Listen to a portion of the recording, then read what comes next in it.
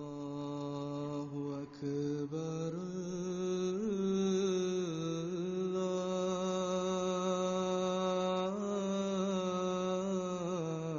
الله أكبر الله أكبر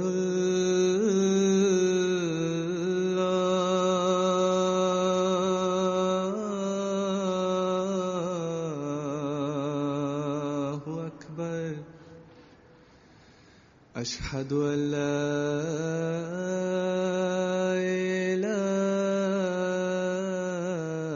إله إلا الله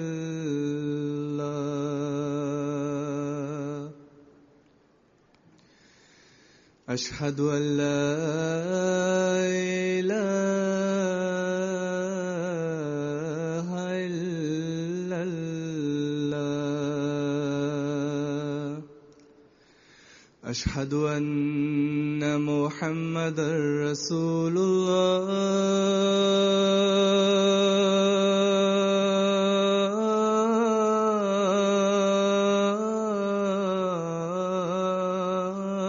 الله أشهد أن محمدًا رسول الله حي على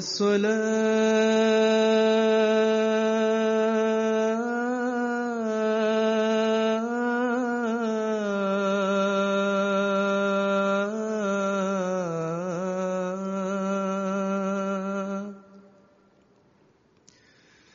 حي على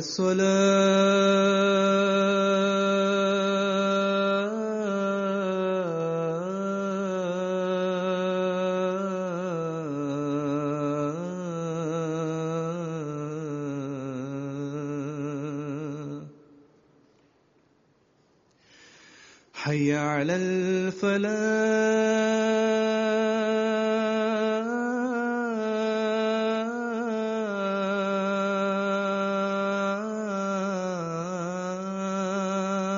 الفلاح حي على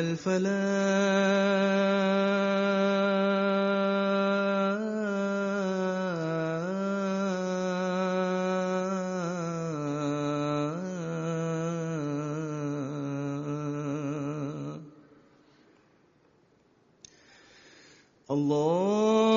الله أكبر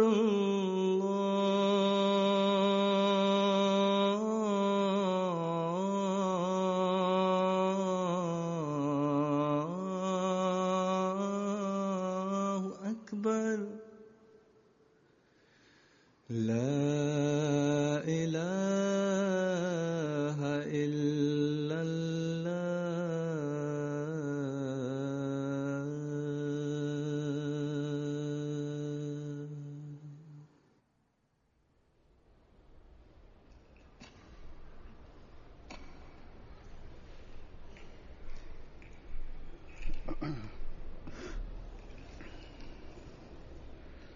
السلام عليكم ورحمة الله وبركاته.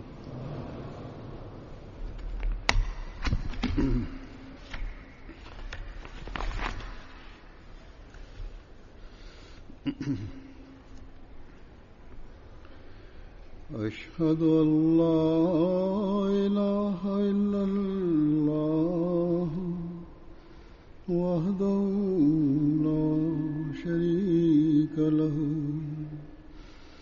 وأشهد أن محمدًا عبده ورسوله أما بعد فأعوذ بالله من الشيطان الرجيم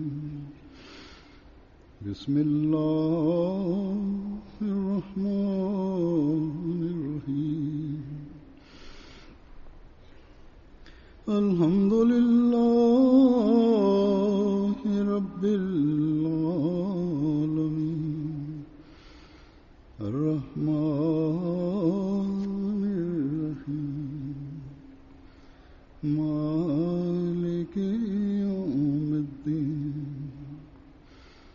إياك نعبد وإياك نستعين اهدنا الصراط المستقيم صراط الذين أنعمت عليهم غير المغضوب عليهم ولا الضالين.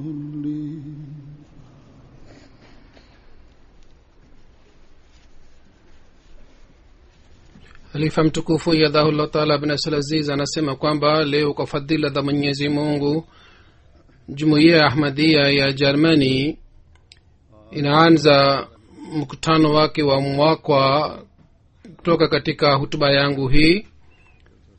Kwa fadhila za Mwenyezi Mungu mahudhurio ya jalsa salana yanaongezeka kila mwaka, na inshallah mwaka huu pia mahudhurio yataongezeka, na inatakiwa mahudhurio yaongezeke kwa sababu Sayyidina Ahmad alayhi salatu wassalam pia alisihi jumuiya kuhusu jalsa salana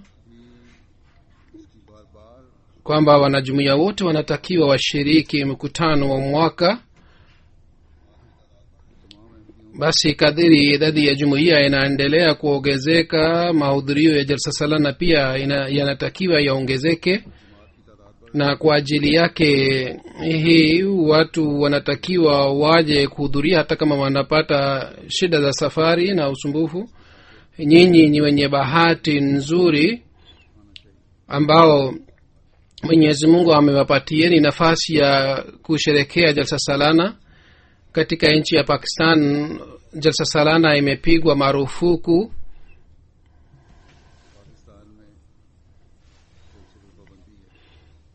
Wanajumuiya wa Pakistan wanakosa utulivu kwa sababu ya hii, na wanasema lao marufuku haya yaondolewe na sisi pia tuweze kufanya mkutano wa mwaka na tuweze kufanya juhudi ya kupata malengo ya jalsa salana yaliyowekwa na Sayyidina Ahmad alayhi salatu wassalam.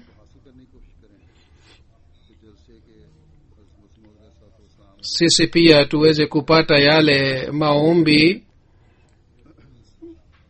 aliyofanya Sayyidina Ahmad alayhi salatu wassalam kwa ajili ya wale watakaohudhuria mkutano wa mwaka. Hazur anasema wageni wengine wamekuja hapa kutoka nchi ya Pakistan, wamekutana nami, kina mama na kina baba pia, na wengine wanalia sana wakati wanapokutana nami, na wanasema kwamba sisi tumenyimwa neema hii za kufanya mkutano nchini kwetu. Tafadhali ufanye maombi sisi pia tupate neema hii, ili muradi kama nasema kila wakati kwamba wanajumuiya wa Pakistan ikiwa wanataka kutoka nje katika usumbufu huu, wanatakiwa wafanye maombi zaidi na wainame mbele ya Mwenyezi Mungu zaidi kuliko zamani, ili Mwenyezi Mungu alete fadhila zake. Dhulma ya wadhalimu na upinzani wa vipinzani uishe na tuokolewe katika hali yao hii. Haya yote yatatokea kwa sababu ya maombi. Sisi hatuna silaha ingine zaidi ya hii kwa ajili ya kupata hali hii.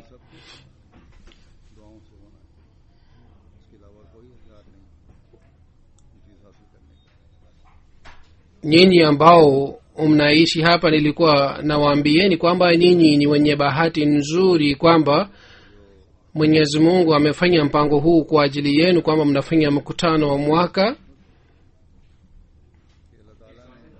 na mnafanya mikutano mingine pia, na mnafanya vikao mbalimbali.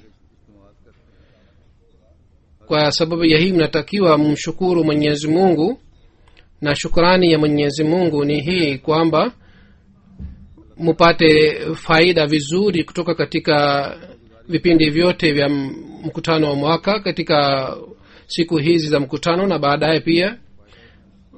na mtakasikiliza katika mkutano mufanye juhudi ili mufuate katika maisha yenu. Sayyidina alayhi salatu wassalam alisema lengo la jalsa salana ni kwamba kwa subra tunatakiwa tutafute dini na tuipende dini tu, yani kila mtu anayeshiriki mkutano mwaka aje kwa nia hii kwamba hata kama shida inapatikana, usumbufu unapatikana katika kushiriki mkutano mwaka, tutakubali usumbufu huu na shida hizi, lakini hatutasema neno la kutokuwa na subra kwamba sisi tulitendewa hivi na hivi. Hazur anasema kwamba wanaotumikia hapa kwa fadhila za Mwenyezi Mungu wanajitahidi kutimiza majukumu yao. Ikiwa upungufu unapatikana, basi nawakumbusheni tena kwamba kwa subra na kwa ajili ya ridhaa ya Mwenyezi Mungu mutimize majukumu yenu yote. Na vile vile nataka kuambia wahudhuriaji pia kwamba kuja hapa inatakiwa iwe kwa ajili ya lengo hili tu, kwamba mtajifunza dini na mtafanya mipango ya maendeleo ya kiroho. Kisha katika maendeleo haya ya kiroho mtawaingiza watoto wenu pia, yani wao pia watapata hali hii.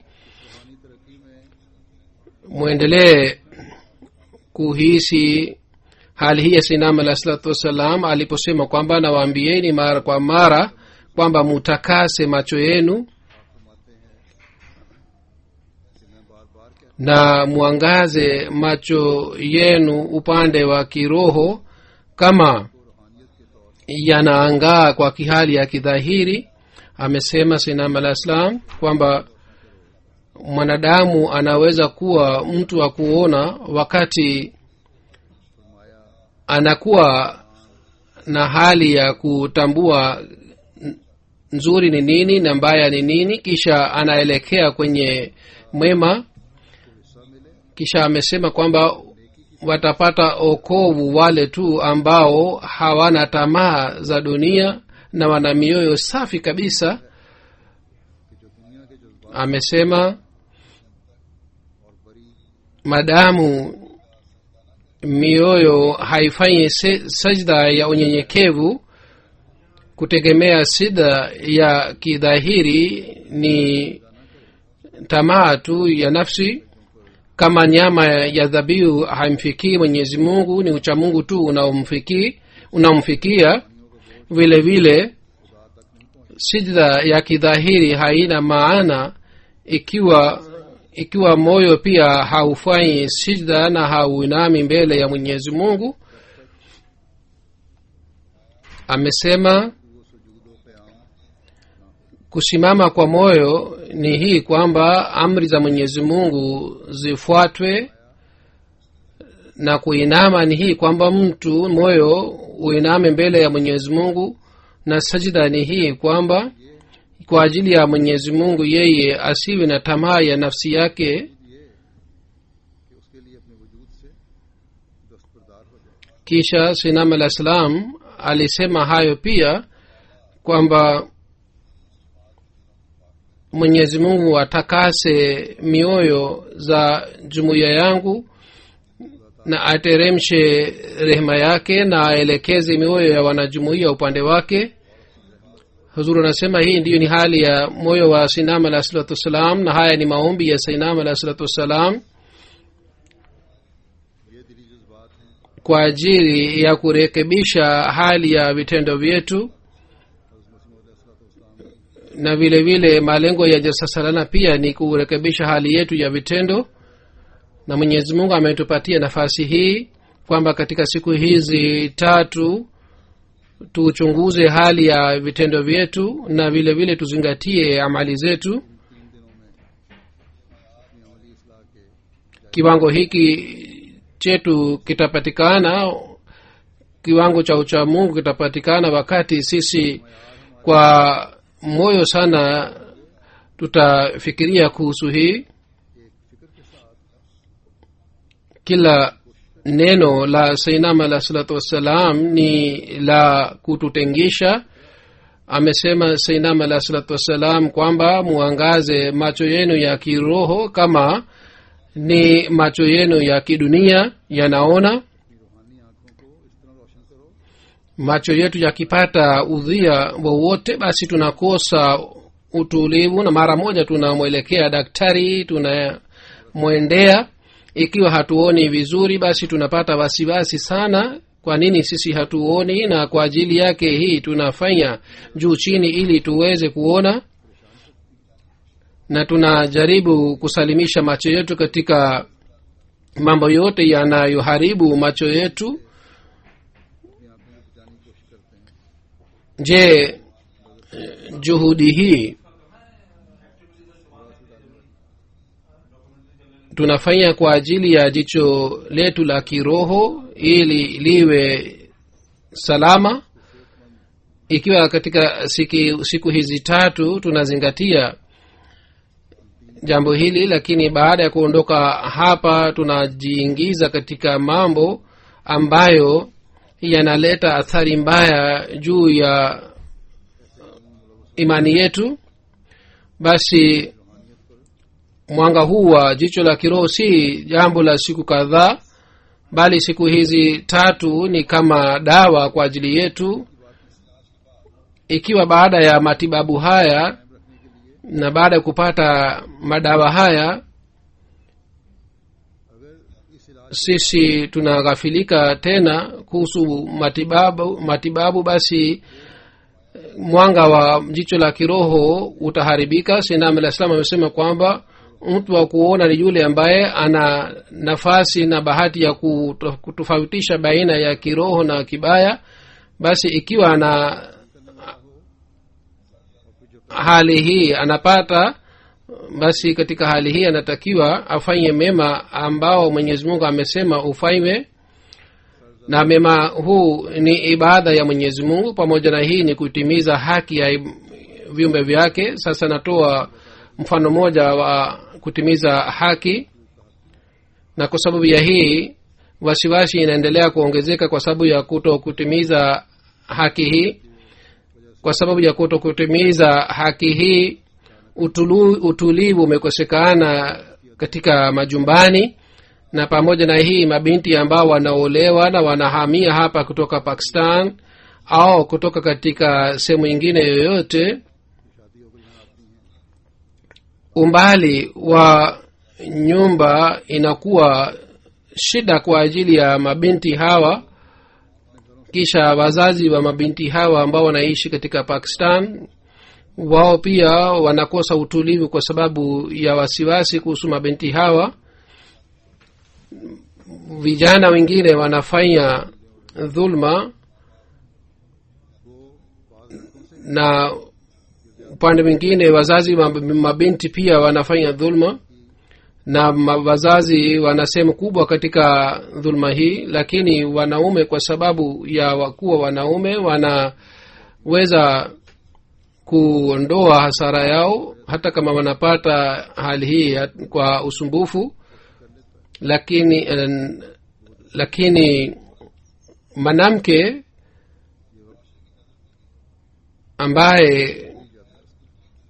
ambaye katika jamii anapata usumbufu sana, kwa sababu jinsi watu wanamuona, na kama tulisema kwamba wazazi wake pia wanakuwa na wasiwasi kuhusu mabinti zao. Basi watu hawa ambao kwa sababu ya kibri wanafanya harakati za aina hizi, awe mwanamume au mwanamke anatakiwa awe na hofu ya Allah subhanahu wa ta'ala. Kisha baadhi wakati viongozi wa jumuiya pia hawana hofu ya Mungu, kwa kuelekea upande mmoja wanashiriki katika dhulma hii. basi kwa kuwa na hofu ya Mwenyezi Mungu kila mmoja anatakiwa ajiepushe mbali na maradhi ya kiroho. Sayyidina al-Islam amesema watapata okovu wale tu ambao hawana tamaa za dunia na mioyo yao ni safi kabisa.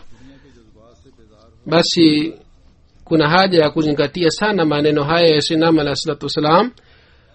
Je, mioyo yetu haina tamaa za dunia au sisi tumeangukia tamaa za dunia na dunia hii? Je, sisi tunaweza kusema kwamba tumesalimika katika maovu ya kila aina?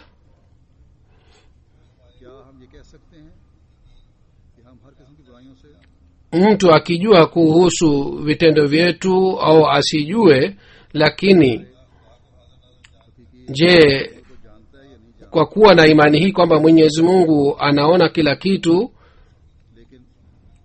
tunajisalimisha katika uchafu wa kila aina? Na je, kwa ajili ya hii tunafanya juhudi ili tusiwe na uchafu huu? Je, mioyo yetu kwa ajili ya kutimiza haki za Mwenyezi Mungu na kwa ajili ya kutimiza haki ya viumbe wake ni safi? Au je, sisi sawa na uwezo wetu tunajaribu kusafisha mioyo yetu katika hali hii? Na kwa pamoja na juhudi hii, je, tunaomba msaada kutoka kwa Mwenyezi Mungu? Ikiwa hali hii haipatikani, basi hali yetu ni hali ya wasiwasi na yenye fikira sana. Je, sajda yetu, unyenyekevu wetu ni sajda ya unyenyekevu? Na sajda ya unyenyekevu ni ile ambayo inafanywa kwa kufuata amri zote za Mwenyezi Mungu, na sajda ile inafanywa kwa ajili ya kuvuta fadhila za Mwenyezi Mungu, na sajda ya aina hii inakubaliwa na Mwenyezi Mungu. Kuhusu sajda ya kidhahiri, Mwenyezi Mungu amesema katika Qur'an tukufu, fawailul lilmusallin, wale wanafanya sajda ya kidhahiri ni ole na mangamio kwa ajili yao. Mwenyezi Mungu asifanye atujiepushe mbali kwamba mtu yeyote miongoni wetu aweze kupata ghadhabu ya Mwenyezi Mungu na kwa sababu hii angamie. Mwenyezi Mungu hana haja ya kitu chochote. Kila wakati tunatakiwa tumwogope yeye, kama alivyosema Sayyidina alayhi salatu wasalam kwamba tunatakiwa tufanye sijda ambayo inapendwa na Mwenyezi Mungu. Kwa ajili ya kupata hali hii, Sayyidina alayhi salatu wasalam alikuja na alisema kwamba sijda na kusimama mbele ya Mwenyezi Mungu ni nini na namna gani tunaweza kufanya hii. Akasema kwamba kusimama kwa moyo ni hii kwamba amri zake zote zifuatwe. Moyo utasimama mbele ya Mwenyezi Mungu wakati amri zake Mwenyezi Mungu zitakapofuatwa. Na amri za Mwenyezi Mungu ni nini? Amri zake ni zile zilizoelezwa ndani ya Qur'ani tukufu, na kusimama kwa moyo mradi wake ni hii kwamba amri zile zifuatwe, zishikwe kiasi hiki kwamba zisianguke, zisiachwe kufuatwa, wala nyinyi msianguke, msiwe mbali na vitendo vile, na msijione kwamba amri hizi si muhimu sana. Na rukuu ya moyo ni hii kwamba katika kila mambo tuiname mbele ya Mwenyezi Mungu, tusitegemee dunia wala wazo lisipatikane moyoni kwamba kwa sababu ya hii mambo yetu yatarekebika. Kisha sijda ya moyo ni nini? Amesema Sayyidina al-Islam kwamba sijda ya moyo ni kwamba mtu asitegemee nafsi yake kwa ajili ya ridhaa ya Mwenyezi Mungu. Sisi tujitolee na mujitolee jamaa wenu na nafsi zenu, na mujitolee uhusiano wenu, na muache kibri yenu, na mujitolee ghaira yenu, अपनी अनाओं को कुर्बान कर दो। yani mambo ambayo mnaona kwamba ni ghaira kwenu, lakini ghaira hii inapeleka mbali na Mwenyezi Mungu. Mnatakiwa muache ghaira ya aina hii. Ikiwa mnataka kuonyesha ghaira, basi mnatakiwa muwe na ghaira ya dini ya Mwenyezi Mungu. Ikiwa mtu anawapelekeni kinyume na amri za Mwenyezi Mungu, kule mnatakiwa muonyesha ghaira, kana kwamba kila kitendo chetu kinatakiwa kiwe cha aina hiki, kwamba au tufanye vitendo hivi ambavyo vinasafisha, vinatakasa mioyo yetu. Sinam al-Islam anasema kwamba nataka kutoka kwa jumuiya yangu, na nategemea kwamba Mwenyezi Mungu kwa kuleta mkono wa rehema yake atafanya hali ya jumuiya yangu ya aina hii. Amesema yule wale ambao hawafanyi juhudi ya kupata hali hii, wao hawahusiani nami. Huzuri anasema kwamba Mwenyezi Mungu asifanye kwamba miongoni mwetu asiwe hata mmoja ambaye anavunja uhusiano wake na Sayyidina alayhi salatu wassalam, bali kila mmoja wetu anatakiwa awe na juhudi hii kwamba tutaimarisha uhusiano wetu na Sayyidina alayhi salatu wassalam. Basi wale wanahudhuria mkutano wa mwaka katika siku hizi, mujichunguze na mchunguze vitendo vyenu, na mchunguze kwamba namna gani tunapata yale malengo ambayo alitutaka Sayyidina alayhi salatu wassalam tuwe nayo katika siku za mkutano wa mwaka. Mazingira haya alitupatia Mwenyezi Mungu kwamba haki za Mwenyezi Mungu na haki za viumbe vyake vinaweza kutimizwa hapa, na inatakiwa tena tuendelee kutimiza haki hizi daima katika maisha yetu. Inshallah taala mwishowe wa mwezi huu Ramadhan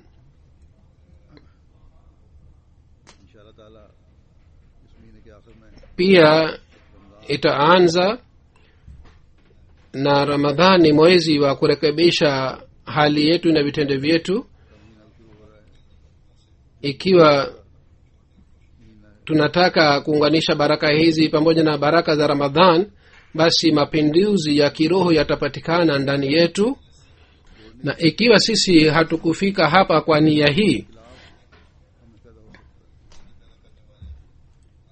au ikiwa siku hizi hazikuleta mabadiliko ndani yetu, hatukufanya juhudi kwa ajili yake, kuja kwetu hapa mkutanoni au kutokuja hapa ni sawa tu, hakuna tofauti.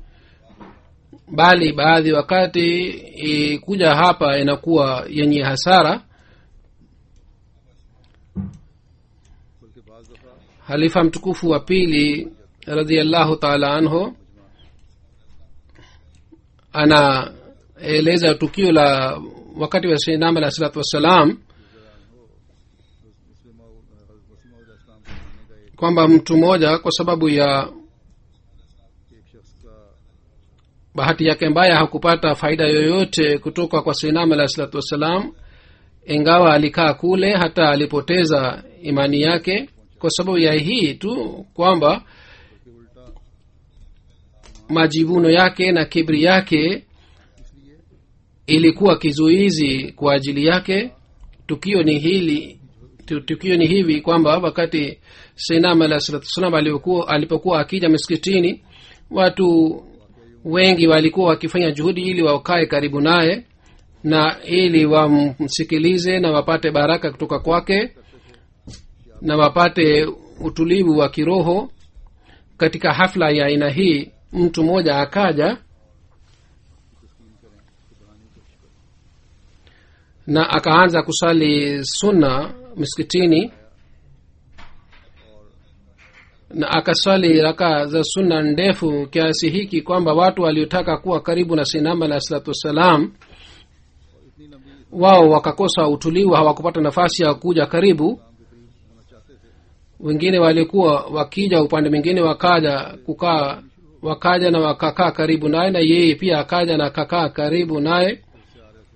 wakati watu walipokuwa wanakuja kwa haraka kukaa karibu na sinama alayhi salatu wassalam, mtu mmoja akamgusa huyu mtu ambaye alikuwa anasali sunna, na akasema kwamba huyu ni nabii wa aina gani, kwamba watu wake wanamgonga wale ambao wanaswali swala, na akakasirika na akaritadi kwa sababu ya hii na akaondoka. Hii ilikuwa bahati yake mbaya.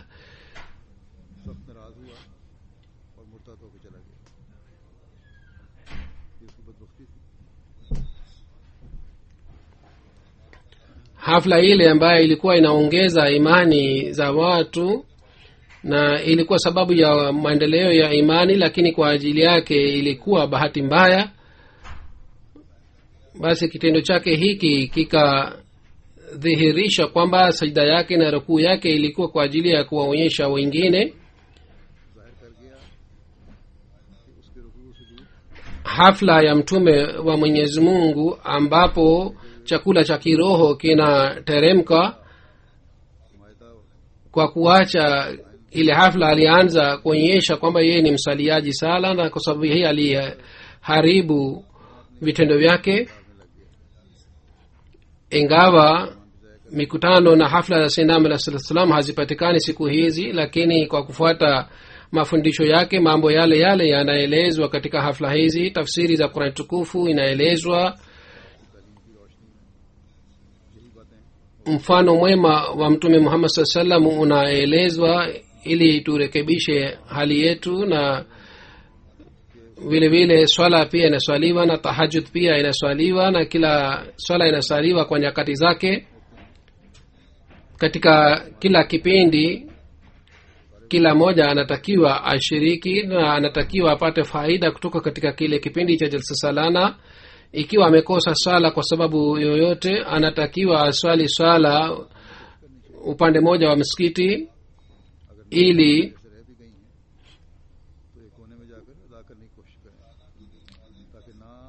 sala zenu pia zisiathiriwe ambazo hazikusaliwa, na vile vile watu pia wasipate usumbufu kwa ajili ya kukaa, ili waweze kusikiliza hutuba za jalsa salana vizuri kwa makini. Huzuri anasema kwamba kumbukeni, vitendo vizuri ni vile vitendo vinavyofanywa sawa na hali na wakati. Pengine kitendo kinachofanywa bila kuwa na mahala pake inaweza kuwa yenye hasara kwa ajili ya imani. Kwa kufupisha, sala yake angekaa kwenye hafla ya sinama la salatu wasalam, basi kitendo chake hiki kingekuwa kizuri zaidi na asingeweza kuharibu imani yake na kupoteza imani yake. Tukio hili linatufundisha kwamba subra na kujikimu inatusaidia katika kupoteza imani yetu. Hazur anasema, ikiwa mmekuja hapa na mnapata usumbufu, si hii tu kwamba mnagongwa na mtu yoyote. Hata kama mkipata usumbufu zaidi, mnatakiwa muonyeshe subra na muzingatie lengo lenu kwalo umekuja hapa. Katika mkutano wa mwaka, baadhi wakati kwa sababu ya kutokuwa na subra, watu wengine wanawatendea wengine vibaya. Baadhi wakati wanaanza kupigana pia, na matokeo yake ni kwamba wanaopigana dhidi yao hatua inachukuliwa, na kwa sababu ya hii wanaanguka na kule wanatanguliza kibri yao, na hivi wanapoteza imani yao. Na kama nilivyosema kwamba jalsa hii badala ya kuleta baraka inawapeleka mbali na Mwenyezi Mungu na inakuwa yenye hasara kwa ajili yao, na inapoteza imani yao. Lakini ikiwa subra inatangulizwa na lengo la jalsa salana linatangulizwa. Katika hali hii imani inapata maendeleo na mtu anakuwa sababu ya kuleta maendeleo katika imani za wengine kwa fadhila za Mwenyezi Mungu. Katika Ahmadiyya mkutano jalsa salana inafanywa kila mahali katika nchi mbalimbali.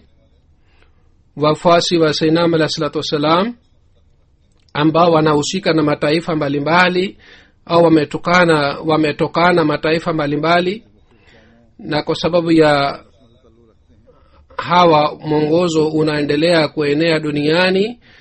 Hali ile inatufanya kwamba tuiname mbele ya Allah subhanahu wa ta'ala. Ikiwa mtu anakuwa mwenyewe kupoteza imani yake, wanakuwepo mamia wanaoleta imani juu ya Sayyidina alayhi salatu wassalam. Mifano yake ilikuwa inapatikana wakati wa Sayyidina alayhi salatu wassalam, hata siku hizi pia mifano yake inapatikana. Sasa hivi naeleza mfano mmoja. Wale watu walikuwa wenye kupata mwongozo na wanapata maendeleo katika imani yao. Labda wao hawakuweza kumuona halifa, hata wao wamemuona labda ni miaka kama 20-25 tangu walimuona halifa, lakini hawa wanakuwa mwongozo kwa ajili ya wengine na wanapata maendeleo ya imani namna gani. Tunashangaa kuona hali yao. Kuna tukio la Sierra Leone katika Botro region. Mbashiri wa kule anaandika kwamba chief imam Sheikh Adam alikuwa mpinzani wa jumuiya. Sheikh Ibrahim ambaye ni mwalimu wetu alikuwa akizungumza naye kuhusu jumuiya. Jalsa salana ya Sierra Leone ilikaribia. Mwalimu aliambiwa kwamba chief imam na deputy chief imam aalikwe kwa ajili ya jalsa salana. Chief imam akakataa, lakini deputy chief imam Sheikh Adam akakubali mwaliko wa mwalimu. Kisha alikuja mkutanoni na jalsa inafanyika kule Bo.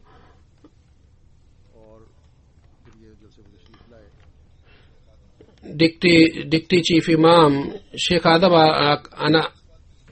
akasema kwamba nilikuwa nafikiria kwamba namna gani watu wanakusanyika hapa kwa kufanya matumizi mengi, lakini siku ya kwanza nilipoona watu walikusanyika kwa ajili ya tahajjud na watu walikuwa wengi sana, na niliposikiliza Qur'an tukufu katika sala ya tahajjud na nilipowaona watu wanalia na wanafanya maombi katika sala ya tahajjud, basi moyo wangu ulibadilika kwamba alama hizi na kufanya ibada hivi inaonyesha kwamba hawa ni watu wa kweli na hii ni jumuiya ya watu wa kweli, si jumuiya ya watu wa dunia na jumuiya za waongo.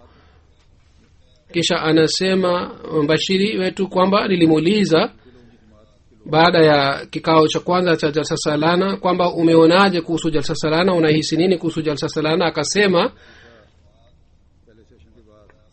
nimeathirika sana kwa kuona wanajumuiya na kwa kuona riwaya za jumuiya, na nimeshakuwa mwanajumuiya sasa, sina wasiwasi moyoni mwangu. Na baada ya kurudi akaanza kufanya mahubiri katika maeneo yake, na akasema kwamba Islam sahihi ni Islam iliyofuatwa na wanajumuiya. Na kwa sababu ya hii imamu akamkashirikia na akamondoa katika msikiti. Akasema kwamba mimi kwa ajili ya jumuiya nitaacha kila kitu na nitakuwa pamoja na kweli, na kwa fadhila za Mwenyezi Mungu kwa kumpitia yeye watu wengi wamejiunga na jumuiya. Jalsa salana moja ilimfanya mtu mmoja ajiunge na jumuiya, na kwa kumpitia yeye watu mamia walipata bahati ya kujiunga na jumuiya na kwa kumpokea imamu wa zama hizi. Sheikh Adam Saheb kwa sababu yeye alijiunga na jumuiya kwa sababu ya jalsa salana, yeye ameongeza pamoja na jina lake Sheikh Adam jalsa salana. Basi jalsa salana zinasababisha kupatikana adam chungu mzima. mwenyezi mungu kwa kubadilisha hali zao anaumba mbingu mpya na ardhi mpya. sisi pia tunatakiwa tuwe na fikira ambao wengi wetu ni wanajumuia kwa kuzaliwa, kwamba turekebishe hali zetu. watu wengi wanahamia hapa, wao wasione kwamba wamekuja hapa kwa ajili ya kuchuma dunia na kupata dunia. ikiwa wamekuja hapa kwa sababu ya upinzani ya jumuia, hapa mnatakiwa muwe wabalozi wa jumuia hapa, na kwa vitendo vyenu muthibitishe mafundisho sahihi ya jumuia ahmadhia badala ya kuangukia dunia. muzingatie hali yenu ya kiroho. ili mradi hizi ni baraka za jalsa salana zinazopatikana duniani kote. katika dunia ya ahmadhia watu wanashindana katika wema, basi nyinyi pia mfanye juhudi, msibaki nyuma katika mashindano haya. kulikuwa wakati mashindano yaliwekwa baina ya miji, lakini siku hizi mashindano yanakuwa baina ya nchi. ukaribu wa mwenyezi mungu watapata wale tu ambao kwa kuelewa hali ya moyo wa sinam alah salatu wassalam watafanya juhudi ya kuleta mabadiliko mazuri ndani yao. huzuri anasema kwamba hapa nataka kuwasihi wasimamizi, hasusan wale ambao wamepewa jukumu la ukarimu wa wageni. kumbukeni kwamba sayyidna alah salatu wassalam alipopata ufunuo wase makanaka, ufunuo ulikuwa kwa sababu ya hii kwamba wageni walikuwa wakija kwa wingi kwake. sayyidna alah salatu wassalam alikuwa akiwapatia ukarimu sawa na hali yao. idadi hii iliendelea kuongezeka. ufunuo huu alipata katika mwanzo wa madai yake, na kisha alipata mara kadhaa katika maisha yake mpaka mwisho wa uhai wake. basi ujumbe huu wase makanaka ni kwa ajili ya wafuasi wake pia, na ilikuwa kwa ajili ya wale walikuwa wakifanya kazi pamoja na sayyidina alah salatu wassalam, kwamba kupanua nyumba ambayo itapanuliwa itasababisha kuongeza ukarimu pia. hapa katika Germany pia nyumba mpya zinajengwa, misikiti mpya zinajengwa. kwa sababu ya hii ukarimu pia unaendelea kuongezeka. basi mwenyezi mungu amesema, nyinyi ambao mnafanya kazi, ambao umempokea sayyidina alah salatu wassalam, sije mkachoka. sayyidina alah salatu wassalam alikuwa na moyo mkubwa sana, na kwa ajili ya wageni mwenyezi mungu alipomwambia kwamba msichoke wala usiwe na wasiwasi kwa sababu ya kuja kwa wageni.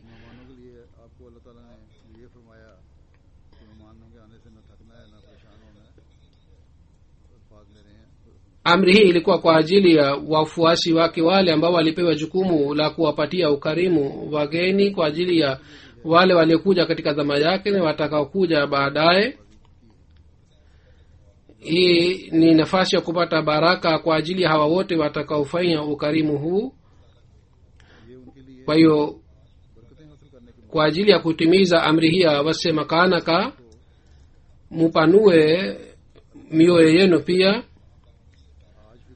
sayyidina alah salam alipewa jukumu la kuwapatia ukarimu wageni chakula, na watu wanakuja siku hizi pia, hawa wanakuja ili wawe karibu na halifa na wakae karibu naye siku kadhaa. kwa hiyo katika siku hizi mnatakiwa muzingatie vizuri ukarimu wa wageni, si katika siku za jalsa salana tu, hata baadaye pia mnatakiwa muzingatie ukarimu. katika Qur'an tukufu Mwenyezi Mungu ametupatia mfano wa ukarimu wa Hazrat Ibrahim, na ametuambia kwamba msimulize mgeni kwamba je nikupatia chakula au nikupatia ukarimu wala. wala msiogope kuhusu matumizi, bali mnatakiwa mufanye ukarimu vizuri. Mnatakiwa muzingatie starehe ya wageni. Na mtume sallallahu alaihi wasallam pia alitukumbusha kuhusu ukarimu. Na mtume sallallahu alaihi wasallam alikuwa akifurahi sana wakati alipokuwa akijua kwamba leo Madina, masahaba walioishi Madina waliwapatia ukarimu wageni waliokuja Madina, na waliwapatia ukarimu zaidi kuliko uwezo wao, na waliwaheshimu wageni wao.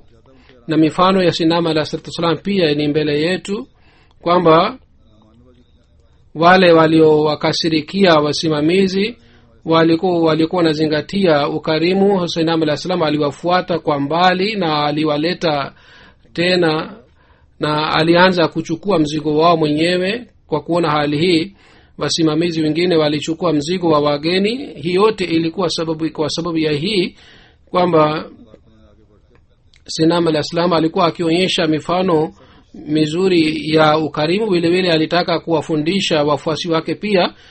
Mambo haya yote si kwa ajili ya kusoma na kupata ladha kwa kusoma matokeo haya, bali ni kwa ajili ya kufuata.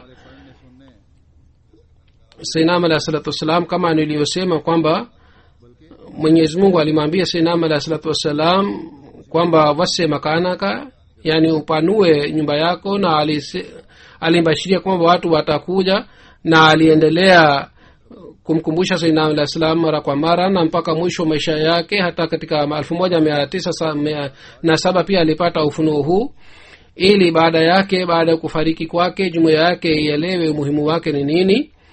Basi usimamizi wa hapa pia nataka kuwakumbusha kwamba muelewe umuhimu wa ukarimu ni nini. Lakini ukarimu huu ambao unafanyika hapa katika jalsa salana ni ukarimu wa aina moja, yani kuwapatia chakula watu hapa takriban 30,000 au zaidi. Boga inapikwa na chapati pia inapikwa. Lazima inatakiwa muwe mangalifu kwamba kila mgeni apate chakula, na kila mmoja apate chakula sawa na mahitaji yake, na kila mmoja apewe chakula kwa heshima na taadhima. Pamoja na hayo, mnatakiwa muwe uangalifu kwamba chakula kisipotezwe, na wala si maana yake hii pia kwamba katika njoto hii chakula kilichobaki muwapatie wageni baadaye, ili na kwa sababu hii watu wawe wagonjwa, bali mnatakiwa muzingatie ukarimu wa wageni. Na baada ya jalsa salana pia mnatakiwa mtimize mahitaji ya wageni sawa na hali yao, na hivi alikuwa akifanya Sayyidina alayhi salatu wasalam. Basi wasimamizi wote wahusika wanatakiwa wazingatie jambo hili, na wasione kwamba kwa kuwapatia chakula wageni wametimiza haki, bali hatuwezi kutimiza haki ya mgeni. Wageni wetu wengi ambao si Waislamu wanashiriki katika vikao vyetu. Tunalazimika, na wao wanaathirika sana kwa sababu ya ukarimu wetu, na wanaeleza hali yake hii. Jumuiya ya Germany kwa fadhila za Mwenyezi Mungu inajenga misikiti, na katika sherehe za ufunguzi wa misikiti wageni wasio Waislamu wanakuja, na ukarimu unapangwa kwa ajili yao. Sehemu nyingi chai inapangwa na inapangwa vizuri, lakini mpango wa kukaa kwa ajili ya wageni unakuwa si nzuri, na inasema kwamba watu wanakaa juu ya benchi. Ndiyo maana benchi ya mbao inawekwa na waheshimiwa wanakaa juu ya benchi ile. Hazur anasema hata kama wao wamezoea, lakini hali yetu inatakiwa iwe mzuri. Ikiwa wao wamezoea, basi katika hali hii nyinyi pia mnatakiwa nyinyi muweke ya benchi hapa kwenye ukumbi, badala ya kuweka viti mnatakiwa muweke benchi. Kwa ajili yenu ni kiwango tofauti, na kwa ajili ya wageni ni kiwango tofauti. Hii si sahihi, lakini msichuke maana yake hii kwamba mwakani muweke benchi hapa badala ya viti, bali mradi wangu ni kwamba kule muboreshe hali ya kukaa. afisa sahab jalsa salana atajaribu kupunguza matumizi yake, lakini hamtakiwi mfanye hivi.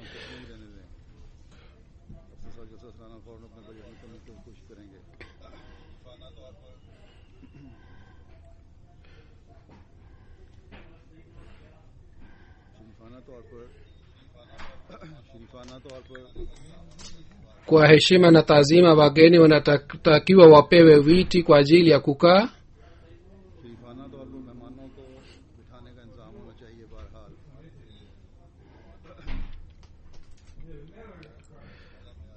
jinsi tunayo waheshimu wageni, inatakiwa hali hii ionekane katika vikao mbalimbali. Unasema kwamba sisi tunawapatia wageni chai, hii ni sawa, lakini kuhusu hii pia inatakiwa izingatiwe kwamba wageni wa hapa, watu wa hapa, wenyeji wa hapa wanapenda nini. Ikiwa wageni wamealikwa kwa ajili ya chakula, basi katika hali wageni wanatakiwa wapewe vyakula sawa na mahitaji yao. Inatakiwa pilipili itiliwe kidogo na wapewe chakula wanachopenda. Chakula ambacho ni halal pia inaweza kupikwa sawa na mahitaji yao. Hivi karibuni Munich ilikuwa ufunguzi wa msikiti. Kule wabunge walikuwa wamekaa pamoja nami na mayor na wengine pia viongozi walikuwepo pale. Kwa ajili yao chakula kilichopikwa kilikuwa kizuri, lakini kwa kawaida watu wa Germany walikuja kule takriban 200-250, na wao wengi walikuwa wenye heshima sana hawa watu. Lakini chakula nilichoona kwamba walichopewa ilionekana kwamba si nzuri. Labda watu wengine hawakula chakula kwa sababu kilikuwa si kizuri. Tunasema sherehe na fanywa, watu wanaalikwa na watu wanakuja kwa sababu ya hii kwamba halifa yupo pale. Kwa hivyo mtimize haki ya ukarimu wao. Ikiwa jumuiya pale haiwezi kutumia matumizi, basi makao makuu inatakiwa isaidie na iwapatie matumizi kwa ajili ya ukarimu. Function ilikuwa nzuri, sherehe ilikuwa nzuri, watu walikuwa wengi na sehemu pia ilikuwa nzuri. Walipanga ukumbi, maelezo yake nitaeleza baadaye, lakini upungufu ulipatikana. Nimeona ni vizuri niwakumbushe, pengine mtazoea tabia hii. Na mkumbuke hii pia kwamba wageni, hususan anayekuja katika siku hizi wakati mimi nipo hapa, inatakiwa apewe ukarimu mzuri kabisa. Na hii ni kazi ya wasimamizi wanaoangalia ukarimu. Na sehemu yoyote ndio wote tukienda kule, pia wenyeji wa pale wanatakiwa wazingatie ukarimu wa wageni, na bila kusema maneno. Ukarimu unatakiwa ufanye kwamba wageni ni mzigo juu yetu, na mnatakiwa muwe waangalifu sana, msiwaudhi wageni. Mwenyezi Mungu amewachukia wale wanaotoa sadaka kisha wanafanya ihsani. Mwenyezi Mungu anasema kwamba badala yake ni vizuri museme maneno mazuri, na ukarimu ni haki ya wageni.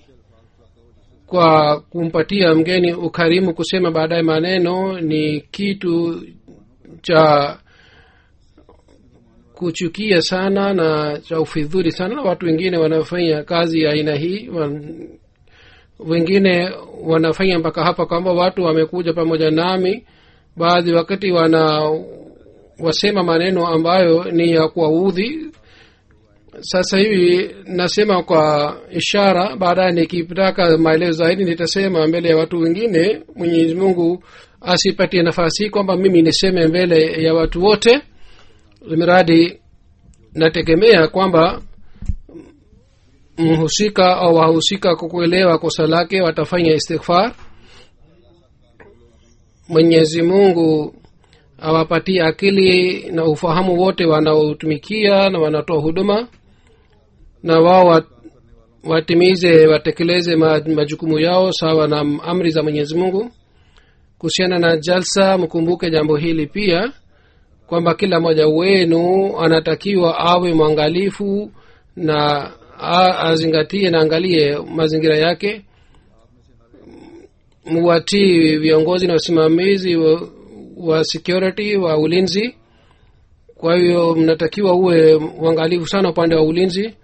Mwenyezi Mungu aifanye jalsa hii ifanikiwe kwa upande zote, na washiriki wote, wahudhuriaji wote waweze kukusanya baraka zilizowekwa kwa ajili ya jalsa hii. Sisi tuweze kutimiza lengo la kuja kwa Sinama alayhi salatu wassalam, na malengo ya Sinama alayhi salatu wassalam tuweze kufanya sehemu ya maisha yetu. Mwenyezi Mungu atuwezeshe tuweze kufanya hivi. Amin.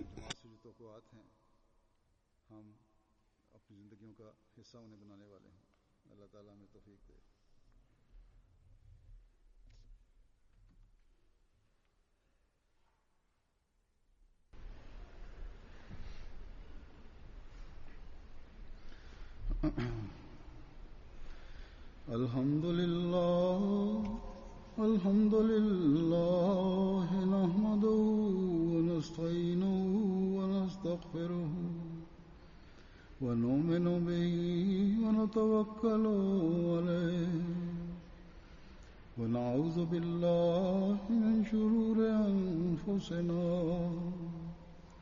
ومن سيئات أعمالنا من يهده